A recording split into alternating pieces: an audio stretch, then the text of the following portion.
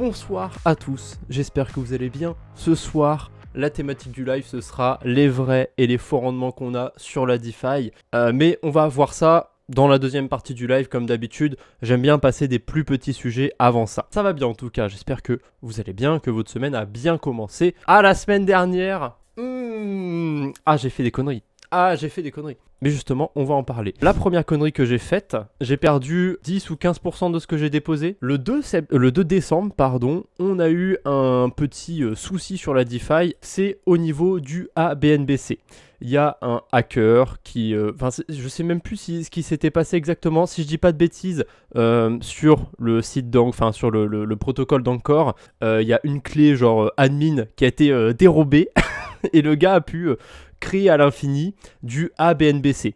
Le ABNBC, c'est un token synthétique qui suit le cours du BNB. Bon, je suis pas sûr exactement de comment le hack a eu lieu. L'important, c'est qu'il y a eu des milliards de ABNBC qui ont été mintés, qui ont été créés. Du coup, forcément, ça pouvait que détruire son prix. Et si j'ai bien suivi ensuite, le hacker a pris ses ABNBC, a été sur Helio Protocol, qui est un protocole un peu particulier où on peut mettre des BNB en collatéral et en faisant ça on peut créer un stablecoin qui s'appelle le AI. Ça m'a très vachement l'air d'être un fork du LUSD, de Liquity. Ça m'a l'air d'être un fork, sauf qu'au lieu d'être de l'ETH en collatéral, c'est du BNB. Et j'ai jamais utilisé Helio Money, mais si je dis pas de bêtises, on pouvait aussi minter du HAY, le fameux stablecoin, avec les BNB synthétiques. Pour l'instant, en collatéral, on peut mettre que le BNB et le BUSD, mais il me semble que justement... Attendez, qu'est-ce qui s'était passé? Le gars a minté plein de ABNBC, qu'il a été sur Helio les déposer, les ABNBC, et qu'il a emprunté plein de HAY. Il me semble que ça s'était passé comme ça. Un moment, le hacker, il s'est retrouvé avec plein de HAY. C'est pas grave, il manque des détails dans l'histoire que j'ai oublié, mais... il a emprunté plein de HAY et il a tout dump sur PancakeSwap. Il a tout vendu. Forcément, ça a beau être un stablecoin synthétique, il avait beau bien tenir autour des 1$ et être bien collatéralisé.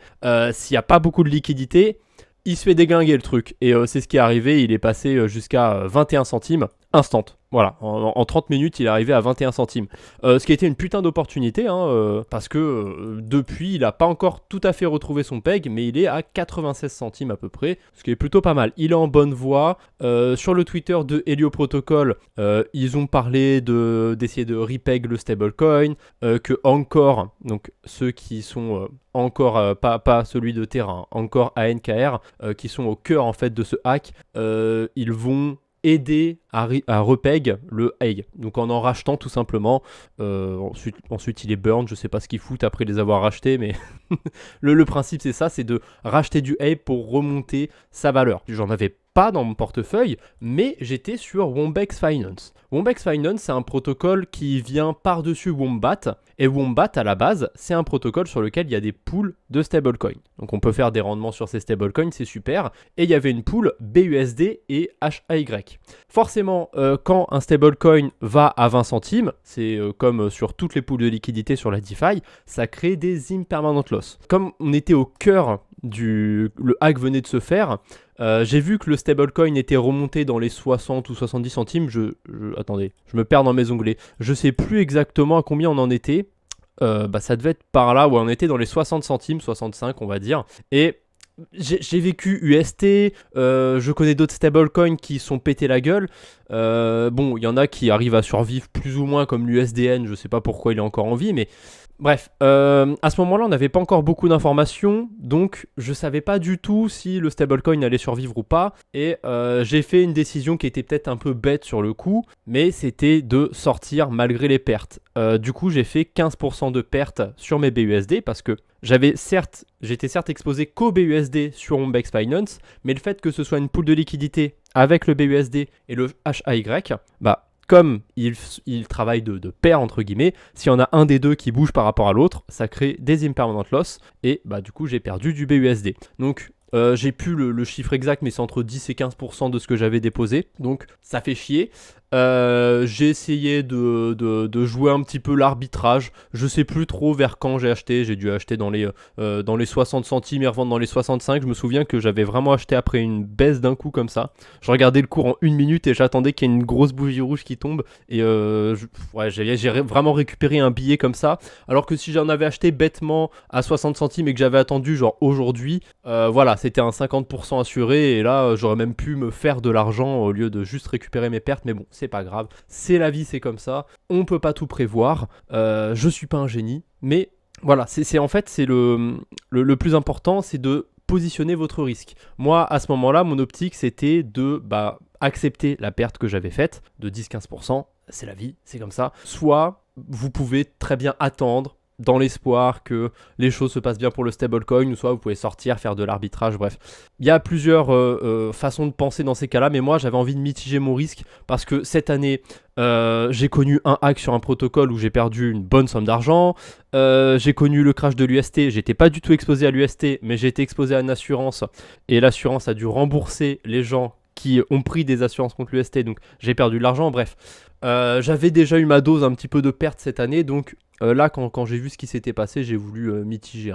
Je me suis dit bon allez vas-y, c'est pas grave, j'ai pas beaucoup perdu, j'ai pas tout perdu, donc ok, on sait jamais, s'il redescend, si le stablecoin meurt, je préfère sortir. Donc, je voulais passer vite fait sur mon Twitter parce que j'ai posté 2 trucs aujourd'hui. Je vous ai fait un petit jeu. Je vous ai mis un graphique d'une crypto qui se pète la gueule. Vous avez juste comme information le prix sur le côté et les dates en dessous pour savoir de combien de temps dure le graphique. Et vous devez deviner quelle crypto c'est. Je sais pas si je vous donnerai 20$ ou plus. Mais voilà, j'avais envie de faire un petit jeu comme ça. Ça, je sais pas si j'aurais mieux fait de fermer ma gueule et de le passer plus tard. Mais j'avais envie de demander, c'est pas du tout pertinent, il n'y a que 23 votes. Mais j'avais envie de demander un choix totalement binaire aux gens sur Twitter. Je suis pas très suivi, mais si on avait eu le bottom ou pas, et peu de gens sont pour dire oui. Et moi j'aime bien aller à l'encontre de la masse. Mais j'ai l'impression que c'est comme ça un peu partout, parce que j'entends beaucoup de gens dire oui, on peut encore avoir un domino qui s'écroule et tout. On verra bien. J'avais déjà donné mon avis la dernière fois. Je reviendrai pas trop dessus, mais voilà, j'avais juste envie de rebondir sur les 2 petits tweets que j'avais mis aujourd'hui. Et c'est tout pour la petite news. Du coup, j'ai qu'une dernière news, c'est Ledger. Qui développe un nouveau wallet incroyable. Je sais pas trop quoi en penser. Le truc m'inspire pas du tout. On dirait, je sais pas trop ce qu'on dirait, mais je sais pas, 280 balles quand même. Ledger, ça devient un peu le Apple des hardware wallets. Après, le produit est quand même sympa. Il a un certain charme, mais je sais pas. Moi, c'est pas mon truc. J'aime bien déjà les produits actuels. Là, je sais pas. Après, est-ce que ce sera un wallet autonome qui pourra aller tout seul sur la DeFi, on n'aura pas besoin d'un appareil externe. Si c'est le cas, par contre, c'est pas mal. Ça m'intéresse. Après, j'étais pas au Ledger Open à Paris aujourd'hui, donc j'ai pas vu la conférence, mais ça m'a l'air bien sympathique. Vous avez la petite vidéo de présentation, mais bon, pour l'instant, on n'en sait pas grand-chose. Moi, j'espère vraiment que ce soit un jour qu'on ait juste un appareil qui serve aux cryptos. Genre, qu'on n'ait pas besoin de le brancher à un appareil externe pour aller faire de la DeFi. Ça pourrait être sympa, mais je sais pas si ça va être le cas de ce Ledger Stacks. On va passer sur le gros sujet du jour, c'est les vrais et les faux APY, donc les faux intérêts, les faux rendements sur la DeFi. Ah, magnifique. Les vrais rendements, c'est des rendements utilitaires, je ne saurais pas trop comment les qualifier en un seul mot, mais c'est des rendements qui ont vraiment une raison d'être et qui seront toujours là. Alors que les faux rendements, on va souvent le voir, c'est des rendements qui ne seront pas forcément toujours là et qui sont très volatiles. Bon, après, dans les vrais rendements, on a aussi des trucs très volatiles, mais on va voir ça. Bifi. Bifi, c'est un cas un peu particulier. C'est pas mal. J'avais pas pensé à Bifi, mais il y a des choses pas mal à voir là-bas. Bifi, je vais le passer en deuxième parce que j'avais prévu d'abord de parler de AAV et je pourrais prendre plein d'autres exemples en fait que AAV parce que c'est un protocole qui est très commun dans les cryptos et dans la DeFi, c'est les protocoles de prêt et d'emprunt de crypto-monnaies. Donc on vient déposer des cryptos et par-dessus ces cryptos, on peut en emprunter. D'ailleurs, tiens, ils ont ajouté le Frax, on dirait, sur Avalanche, il me semble qu'il n'y était pas avant. Bref. Là, je suis sur AAV, sur la version Avalanche. Et j'ai pris la version Avalanche pour une bonne raison. C'est parce que je crois que c'est la seule version encore sur AAV où on a des intérêts bonus. Donc ça veut dire qu'on va déposer par exemple du DAI. Et en plus d'avoir des intérêts en DAI, on va avoir des intérêts en AVAX. Vous voyez là, on n'a pas d'intérêt en AVAX, en Polygon, en quoi que ce soit, on a vraiment qu'une seule ligne, et ça correspond bien à l'intérêt de la crypto qu'on a déposée. Parce que c'est vraiment la spécificité d'un protocole de prêt d'emprunt. Bon, je sais que pour la plupart des gens qui sont à l'aise avec la DeFi, je dis des généralités, mais bon, là je fais le contenu un peu pour tout le monde. Sur le DAI par exemple, vous avez 0,77% d'intérêt quand vous déposez des DAI. C'est parce que à côté de ça, il y a des gens qui empruntent. Et forcément, ils empruntent à un taux plus élevé parce qu'il n'y a pas tous les DAI qui sont empruntés et parce que AV prend une petite commission quand même pour que ce soit rentable de proposer cette place de marché entre guillemets. Si on calcule en fait les intérêts qui sont faits sur un an sur les gens qui déposent du DAI, on va dire c'est 10 000 $ par exemple, et les gens qui empruntent, ils doivent genre 10 200 $. En fait, AAV va se faire genre 200 $ dans l'opération. Je ne sais pas combien ils prennent exactement en pourcentage, mais voilà, c'est pour vous dire que vraiment, les gens qui empruntent, ils ont un peu plus de dette entre guillemets, mais c'est tout à fait logique. Vous pouvez facilement recalculer ça par vous-même. Mais voilà, les intérêts ne viennent pas de nulle part sur AAV, c'est les gens qui empruntent, qui payent les gens qui déposent. Pourquoi les gens empruntent? Ça, il y a des raisons diverses et variées, mais la plupart du temps, c'est parce qu'on a trouvé une meilleure source de rendement ailleurs ou parce qu'on a une stratégie bien particulière. Moi, justement, sur le wallet des 1 an de staking que j'ai sur ma chaîne, j'ai une stratégie bien particulière, c'est-à-dire que je dépose du Bitcoin en collatéral. Par-dessus ça, j'emprunte de l'USDC. Les USDC, je les convertis en Bitcoin et je les redépose sur AAV. Alors, je pourrais boucler et réemprunter des USDC et remettre les reconvertir en Bitcoin et faire une sorte d'effet de levier comme ça. J'ai pas voulu le faire, mais j'aurais très bien pu. On va revenir à la version sur Avalanche, parce que la version sur Avalanche est un petit peu spéciale, il y a des intérêts bonus. Les intérêts bonus, pour moi, c'est des faux intérêts, parce qu'ils ne sont pas là pour toujours. Il y a un moment où Avalanche, ils sont bien sympas, ils donnent des AVAX à AV pour qu'ils les distribuent aux gens, mais ils vont pas en donner à l'infini, hein, parce que c'est pas le but. Le but, c'est de donner des intérêts, enfin donner des AVAX aux gens pour les attirer en fait sur le protocole. Et ça a été tout le principe de AAV. Sur la version de Polygon, on pouvait gagner du Matic au moment où AAV a été déployé là-bas. Sur Optimism, on pouvait gagner du token OP.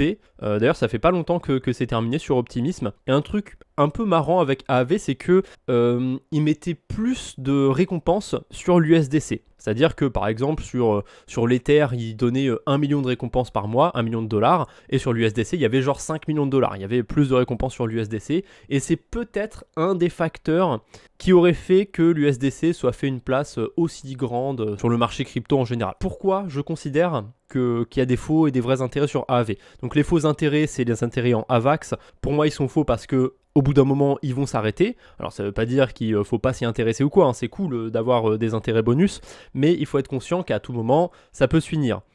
Parfois, vous n'avez aucune idée de quand est-ce que les intérêts vont se finir. Pour ça, il faut essayer de suivre sur les réseaux sociaux, si les protocoles sont sur les réseaux, d'essayer de suivre ce qu'ils disent. Parfois, c'est communiqué, hein, ce genre de promotion. Parfois, ça l'est pas du tout. J'ai un exemple.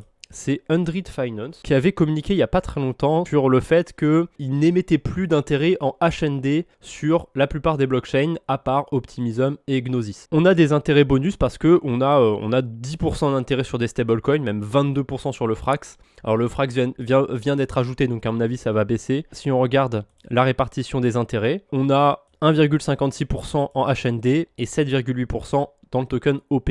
Ça, le token OP de Optimism, c'est vraiment des intérêts temporaires. Ça ne va pas durer, c'est des intérêts promotionnels on va dire pour vraiment attirer les gens carrément sur la blockchain Optimism. Et jusqu'ici ça marche plutôt bien parce que avant qu'il y ait le jeton OP, il y avait peut-être, j'en sais rien moi, 300 millions de $ sur la blockchain Optimism, peut-être un peu plus, mais vraiment il n'y avait pas tant que ça, et maintenant il y a plus d'1 milliard facile, hein. Il reste plus du tout 1 milliard, il reste 530 millions. Mais avant que ça explose, là c'est quand le token OP a été lancé, j'en suis sûr, on pourra aller vérifier la date, mais j'en suis sûr que c'est à ce moment-là.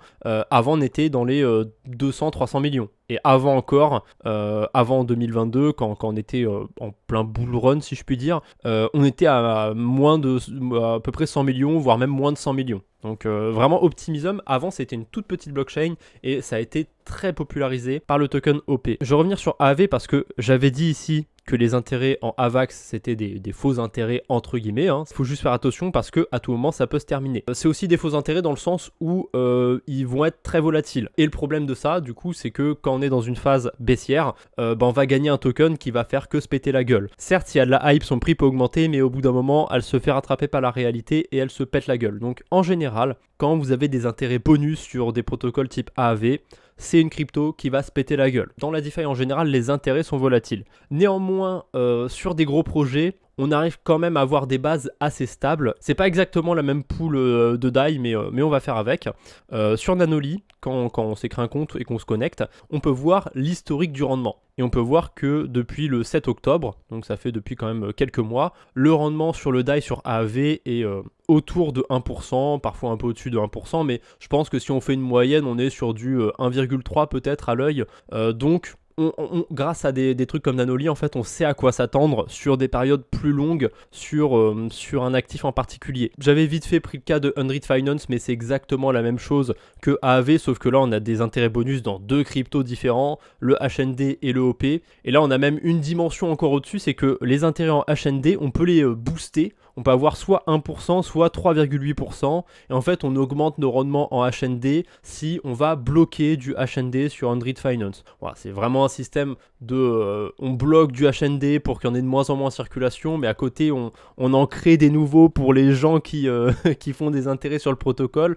Finalement, ça aide pas trop son prix à se maintenir et il se pète la gueule. Biffy Finance, là c'est vraiment pure impro parce que j'avais pas prévu d'en parler, mais c'est un cas un peu particulier. Alors je vais essayer quand même de prendre une pool de liquidité qui me va bien. Ah, USDT, USDC, pourquoi pas. En plus je vois qu'il y a un gros rendement en ce moment, 17%. On va essayer de comprendre d'où sort ce 17% sur Biffy Finance qui va utiliser PancakeSwap. Parce que pour ceux qui ne connaissent, c'est un protocole qui va venir par-dessus d'autres protocoles en fait pour optimiser les intérêts. Si vous êtes tout seul dans votre coin et que vous faites des intérêts sur PancakeSwap, vous pouvez très bien réinvestir vos intérêts. C'est-à-dire que vous déposez des cryptos sur PancakeSwap, vous avez des intérêts en cake. Ces cakes, vous pouvez les convertir. Par exemple, si vous êtes sur la pool USDT-USDC, toutes les semaines à peu près, vous voulez vous racheter de l'USDT et de l'USDC avec les cakes que vous avez gagnés et vous les redéposez pour refaire plus d'intérêt. Le principe de Biffy, en fait, c'est que plein de gens viennent sur le protocole, qu'ils apportent leurs USDT, leurs USDC, donc en LP, comme il y a plus de gens, il y a plus de liquidité et ça optimise en fait le fait de réinvestir les intérêts. On peut le faire tous les jours, voire même plusieurs fois par jour. Alors faut bien qu'ils se payent quand même, mais ils prennent 9,5% de ce que vous gagnez. Je trouve que c'est quand même beaucoup et ils pourraient prendre moins. 2-3% de performance fees, ce serait honnête. Les données sont tellement pétées que ça m'a l'air pas du tout cohérent. Ça m'a l'air difficilement cohérent, ou alors c'est un truc qui vient d'être listé sur PancakeSwap et c'est pour ça que les intérêts sont aussi élevés. Ah oui, c'est sur leur stable LP, ça a l'air nouveau, je sais pas si c'est nouveau d'ailleurs, mais ça me dit rien en tout cas. Et on a bien 17% d'intérêt aussi sur PancakeSwap. Quand vous êtes sur Biffy Finance, si vous voulez comprendre comment sont générés vos intérêts, il faut avoir la démarche d'aller sur le protocole d'origine et de comprendre sur le protocole d'origine comment ça marche. Et là on peut aller voir tout simplement en cliquant sur la petite calculatrice je crois, ou en cliquant sur le rendement et en cliquant sur l'onglet sur le bouton détail, on peut voir comment c'est réparti. Donc on a les 17,46% d'intérêt et ils sont composés à 100% du coup des intérêts en cake. Donc c'est ce que je vous dis, c'est les intérêts bonus qui vont être là pour inciter les gens à venir déposer des liquidités sur PancakeSwap, parce que plus il y a de liquidités et plus PancakeSwap ils vont faire des frais, donc ils vont se faire des sous. Ce que j'estime être des vrais rendements, donc c'est-à-dire les frais, ils sont composés à 0% sur l'USDT, l'USDC, donc vous venez farmer que des cakes. Le cake est sympa, sincèrement, c'est un token auquel je commence à me réintéresser en ce moment, mais vraiment sans plus. Je garde encore mes distances, mais voilà, c'est pas un token sur lequel je crache non plus. Il a des pour et des contre, et un des contre qu'il a, c'est que c'est un token inflationniste, qu'on le veuille ou non. Vous pouvez beau me sortir tous les chiffres que vous voulez par rapport au burn, j'en ai déjà parlé sur plusieurs lives, les chiffres qui vous sortent toutes les semaines sur Twitter, c'est du pipeau, c'est pas des réels chiffres de burn. Attendez, la musique de fond elle s'est coupée. Je vous avais expliqué qu'en fait, ils peuvent pas changer le mécanisme qui crée des cakes, et du coup, à chaque bloc, ils sont obligés d'en créer 40. Mais sur ces 40, il y en a 30 qui vont pas garder, et ces 30 qui vont pas garder, ils sont jamais mis en circulation. Mais ils vont quand même les comptabiliser dans le burn. Pour moi, ils devraient pas faire ça, du coup, on a l'impression que le token est déflationniste, si on se fie à leurs chiffres, mais c'est faux. Ou alors, il faut faire les calculs en prenant en compte une émission de 40 cakes par bloc et pas 10. On va aller sur ApeSwap, et il y a très peu de temps, ils ont lancé une pool de liquidité USDT-USDC, comme on a sur PancakeSwap. Alors pour l'instant, il y a encore à peu près 13% d'intérêt, mais les intérêts ils sont dans la crypto Telos, donc la crypto de la blockchain. Donc c'est le même principe qu'on a vu sur Optimism. Telos, ils incentivent plutôt en anglais, je trouve que ça rend trop bien, ils incentivent des protocoles qui sont sur leur blockchain en leur donnant leur token à eux, pour attirer des liquidités sur la blockchain en général. Voilà, donc c'est le principe, mais ces intérêts en Telos, ils vont sûrement pas durer à l'infini. Ça m'étonnerait en tout cas. Je l'ai vu, le rendement, et personnellement, j'ai une petite bille dessus, mais quand ça a été lancé, le rendement, il était au-dessus des 30%, et un jour ou 2 jours après le lancement, il était encore au-dessus des 25%. Donc, c'est ce que je dis en fait. Le Telos, son prix a pas bougé depuis que le rendement depuis que la pool de liquidité a été lancée, mais le rendement a bien baissé. C'est parce qu'il y a des gens qui ont ajouté des liquidités. Il y a un truc avec la DeFi, c'est que les rendements sur les stablecoins, ils s'équilibrent. Et en ce moment, je vois du 17% sur PancakeSwap. Ça va pas durer. C'est vraiment si vous avez $500 sur votre portefeuille, allez pas les mettre sur PancakeSwap. C'est vraiment, je vous promets, ça va pas être rentable parce que le temps que vous sortiez vos stablecoins de votre stratégie, s'ils sont déjà quelque part sur la DeFi, que vous alliez les mettre sur PancakeSwap et tout, ça va vous faire des frais. Et sur la Binance Smart Chain, les frais sont quand même, ils sont à prendre en compte, ils sont relativement chers, je trouve. Et si vous avez une somme à 3, voire même à 4 chiffres, je pense que ce sera pas ultra rentable parce que dans quelques jours, je vous parie que si on revient sur le rendement mardi prochain, on sera même pas 10% d'intérêt. Bifi Finance, du coup, c'est un cas un peu compliqué parce que on a des vrais et des faux intérêts qui sont mélangés dans des sortes de vrais intérêts parce que les frais du coup ils sont en USDT et en USDC sur une pool de liquidité et les récompenses elles sont converties en USDT et en USDC. Donc en quelque sorte, sur PancakeSwap, on a 17% d'intérêts qui sont des faux intérêts, et sur Bifi, on a des sortes de vrais intérêts. Mais c'est pas totalement des vrais intérêts, parce que si les incitations s'arrêtent sur PancakeSwap, le rendement sur Bifi Finance, il va atteindre 0%, tout simplement. Enfin, peut-être pas 0%, parce qu'il y aura toujours les frais sur les échanges du SDT et du SDC. Mais voilà, le rendement va baisser, c'est évident. On arrive sur Wombex Finance. Alors, c'est tout juste à 10% maintenant. Il y a quelques temps, c'était plus autour du rendement qu'on voit sur le BUSD, dans 20% quasiment.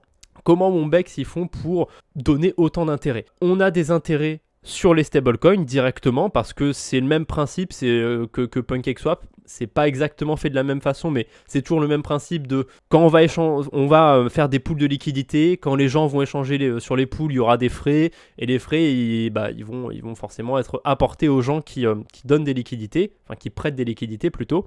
Donc, quand vous déposez du BUSD, vous avez une partie de vos intérêts en BUSD. Je reviens sur la répartition des intérêts. Il y a un truc qui me perturbe aussi, mais je vais vous le dire après, mais fiez-vous que à l'intérêt qui est à gauche du slash. Fiez-vous pas à celui qui est à droite. Je vais vous expliquer après pourquoi il y en a un à gauche et un à droite. Bref, donc quand on dépose des BUSD, on a 3,9% d'intérêt en WOM. Quand on va sur le protocole d'origine, parce que je l'ai dit brièvement, mais Wombex, ça vient par-dessus Wombat. Wombat qui est comme PancakeSwap, c'est un protocole de liquidité sur lequel on va déposer des cryptos pour qu'elles soient échangées.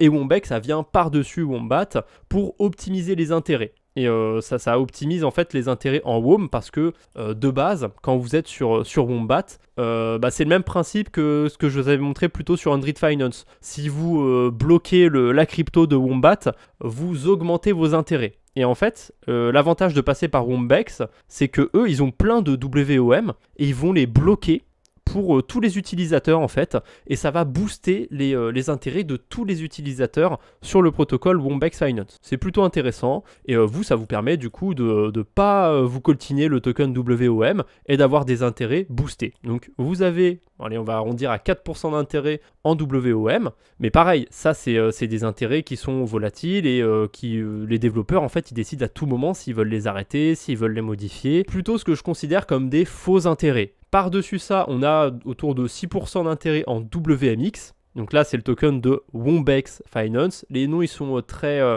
proches. Wombat et Wombex, faites attention, c'est pas la même chose. Et ça, c'est pareil, c'est des faux intérêts parce que Wombex, ils viennent les apporter et à tout moment, ils peuvent décider de moins en donner, plus en donner, ne plus du tout en donner. Je vais revenir vite fait sur les intérêts qui sont à gauche et à droite du slash. C'est le même principe que sur Android Finance, mais il y a vraiment un problème sur Wombex Finance, c'est vraiment pas que ça date pas que d'aujourd'hui, j'avais déjà vu ça plus tôt. Quand vous avez l'intérêt à droite, c'est quand vous avez bloqué des WMX sur le protocole. C'est comme sur Android Finance, on peut bloquer la crypto maison de Wombex. On la bloque, vous voyez, il y a écrit lock WMX. Lock, c'est bloqué en anglais. On la bloque, ça optimise nos intérêts en WMX. Mais du coup, c'est très con de bloquer du WMX. Même il y en a qui en achètent, je pense, pour pouvoir les bloquer, pour en avoir encore plus. Parce qu'il faut en bloquer pas mal et pendant un petit moment pour bien booster ses intérêts, surtout si vous avez beaucoup de BUSD à déposer. Mais il n'y a aucun intérêt d'avoir moins de rendement en fait si vous bloquez vos WMX. Alors je sais pas si c'est des bugs d'affichage ou si c'est des calculs qui sont pétés ou si c'est parce qu'il y a trop de WMX qui sont bloqués ou pas assez, j'en ai aucune idée. Mais c'est pas normal en fait d'avoir le rendement à droite qui est plus faible. Et on peut le voir d'ailleurs sur les autres stablecoins. Sur tous les autres stablecoins, le rendement à droite est plus élevé. Donc ça c'est logique pour le coup. Mais pour le BUSD, je ne l'explique vraiment pas. On n'a même pas été voir tous les types de protocoles qui existent. Enfin, il y en a pas beaucoup non plus. La plupart, ça va être toujours le même principe de vous distribuer un token maison qui va souvent se péter la gueule, qui va être voué à être vendu. Sauf, attention, on va vous dire que dans 3-4 ans, il y aura une utilité. Et peut-être que certains tokens dans l'eau vont vraiment avoir une utilité et vont reprendre de la valeur plus tard. Mais là, on est dans le présent et dans le présent, ces tokens, ils se pètent la gueule. Donc, vaut mieux les vendre pour l'instant. Il y avait un dernier type de protocole dont je vous ai déjà parlé. Et là, la mode, c'est vraiment les plateformes de trading et il y a une pool de liquidités sur lesquelles vous avez des gains quand les traders ils sont nuls et vous avez des pertes quand les traders ils sont bons. Ce genre de protocole commence à pulluler. On a aussi des trucs comme GMX. Pika, c'est vraiment la version simplifiée entre guillemets de GMX. Donc on peut aller sur Add Liquidity et là on peut déposer des USDC dans le Vault. Et la particularité ici, c'est qu'on a des vrais et des faux intérêts. Mais les vrais intérêts, ils peuvent être négatifs. Sur Pika, c'est pas des imparent loss. C'est vraiment, on peut avoir des pertes si les traders, ils sont bons. D'ailleurs, là, je vois que le rendement en USDC, il est à 4%. En général, quand je regarde, ça orbite autour de 1 ou 2%. Ça veut dire qu'à mon avis, récemment, les traders ont été mauvais. Le rendement est pareil comme ça. Donc 4% en USDC et 6% dans le token OP. Ça va pas durer, c'est pour inciter les gens à venir utiliser la blockchain Optimism parce que y a des intérêts bonus, c'est trop cool. Mais 80% des gens qui sont venus sur Optimism pour les tokens OP, ils vont partir quand il n'y en aura plus. Enfin, quand il n'y aura plus d'incentive en tout cas. Et voilà, comme je viens de le dire, la particularité ici, c'est que les intérêts peuvent être positifs comme négatifs. Le truc, c'est que je suis resté quand même plusieurs mois déjà sur Pika, je dirais 2-3 mois. C'est limite une stratégie neutre, quoi. On dépose 1000 $ et au bout de 2-3 mois, on a toujours 1000 $. Je trouve que c'est pas trop ça pour l'instant. On va aller sur dbank.com/projects. On va aller sur Arbitrum parce que c'est la blockchain du moment, j'ai l'impression, Arbitrum. J'en entends pas mal parler. Enfin, en tout cas, quand je dis la blockchain du moment, c'est sur le crypto Twitter. J'entends beaucoup de gens parler. Faites attention aussi. Il y a pas mal de gens qui disent, en vue de l'airdrop sur la blockchain Arbitrum, ça va apporter des liquidités, donc ça va faire pump tout l'écosystème Arbitrum.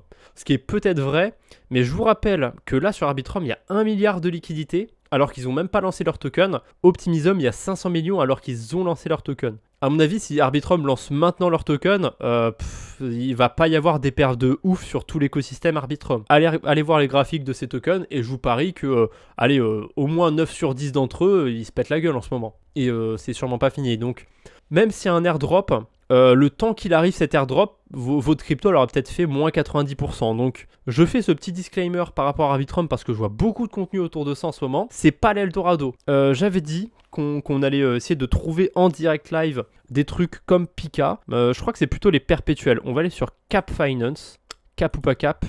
Et vous voyez, trade, leverage, on a des pools de liquidité. Et là, ça résume très simplement ce que j'ai dit. Comme pour Pika, cette pool paye avec les profits des traders et reçoit leurs pertes. Oh, bon, je trouve la formulation un peu dit bizarrement, mais voilà. On peut voir que les rendements sont abusés. Je connais pas du tout Cap Finance, j'ai rien dessus. Prenez ça avec des pincettes, faites vos recherches comme d'habitude. C'est des rendements très intéressants, je vais dire très intelligents. C'est des rendements très intéressants quand même. 40% sur du SDC, c'est pas dégueu. Mais il y a $1 million et c'est écrit Historical Yield. Donc c'est peut-être le rendement depuis le tout début. Et à mon avis, comme tous les rendements, au tout début c'est très intéressant et ça descend vite. Donc je sais pas comment il est calculé ce rendement, mais à mon avis, si vous restez un mois, vous aurez pas, si vous restez un an même, vous aurez pas 42% d'intérêt. Hein, vous comptez pas là-dessus. Donc on a GMX qui fait ça, mais c'est un peu plus compliqué je trouve. MUX, qu'est-ce que c'est MUX? Voyons voir MUX. Alors là on peut trader de l'ETH. Avec un levier jusqu'à x100, waouh. Bon, ne faites pas ça évidemment. Hein. Ah là c'est vraiment un truc qui fonctionne comme GMX du coup. Où on a un petit peu de toutes les cryptos. D'ailleurs c'est l'air d'être sur plusieurs blockchains. Non c'est pas comme Pika ça. Mais le principe est quasiment le même. Hein. En plus complexe on va dire. C'est un modèle légèrement différent. Allez, Rash Trade pour finir. On a un Vault.